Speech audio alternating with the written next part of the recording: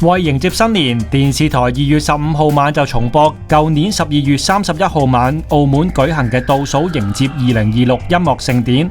演出陣容就有 Mirror、Era、Pixel、Collar、5G、Rover 同埋 Lyman， 造星家族全員出動，理論上應該好好睇啊。不過播出之後，網上劣評如潮。唔少鏡粉都鬧爆電視台毀晒各個男團、女團同埋歌手嘅精彩演出，當中最令鏡粉唔滿意嘅係攝影師疑似遊魂，拍攝手法完全唔專業啊！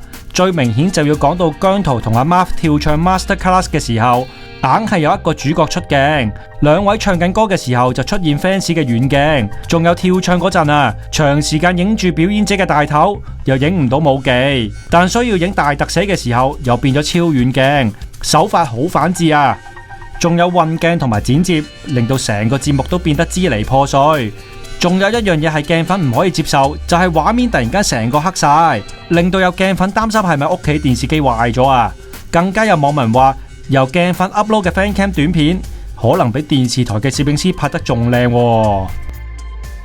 Hello， 東網嘅觀眾大家好，我哋係 Collar， 祝大家新年行大運。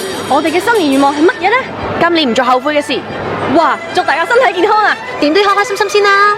工作學業都進步順利，身心健康，日日都 so happy， 越食越瘦啊！